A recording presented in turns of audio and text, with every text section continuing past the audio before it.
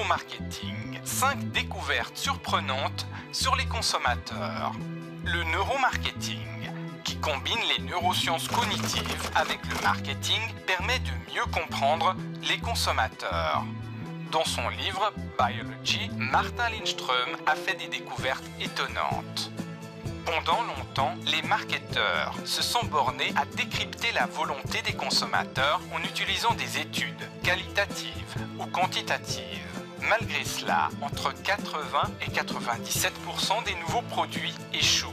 En effet, demander aux gens ce qu'ils pensent d'un nouveau produit génère des résultats erronés, simplement parce que les gens ne sont pas conscients de toutes les décisions qu'ils prennent. Celles-ci sont prises hors du champ de la conscience, dans les profondeurs du subconscient. Aujourd'hui, le neuromarketing permet de savoir exactement ce qui se passe dans le cerveau lorsqu'un consommateur prend une décision. Voici 5 faits surprenants que Martin Lindström évoque dans son livre. 1. Une étude a démontré le paradoxe des emballages de cigarettes qui portent des messages d'alerte comme « fumer tue ».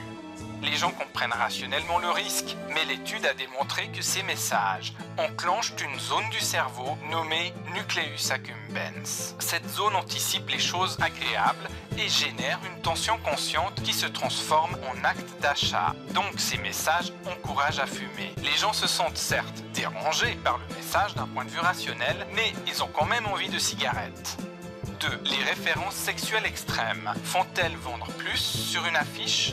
Faux. En réalité, les références sexuelles détournent l'attention du spectateur du produit. Les chercheurs ont appelé cela l'effet vampire, parce que l'imagerie sexuelle aspire l'attention hors du vrai propos de la publicité, celle de vendre un produit.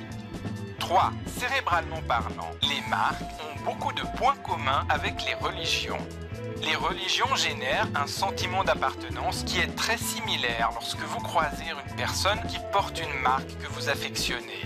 Chaque religion a des attributs et des logos exactement comme une marque. Et une marque forte déclenche des activités cérébrales qui sont très similaires à celles des religions. 4. Les publicités visuelles sont plus efficaces lorsqu'elles sont corrélées avec des sons ou des odeurs. Les neurosciences ont pu démontrer qu'une combinaison intégrée de stimuli multiples donne les meilleurs résultats s'ils sont tous cohérents les uns avec les autres. 5.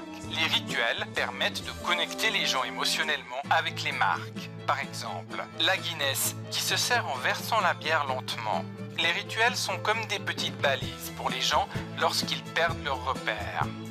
En conclusion, lorsque vous consommez, une conversation inconsciente se déroule dans votre tête et le neuromarketing permet de capter et de décoder ce signal pour en tirer des enseignements fascinants.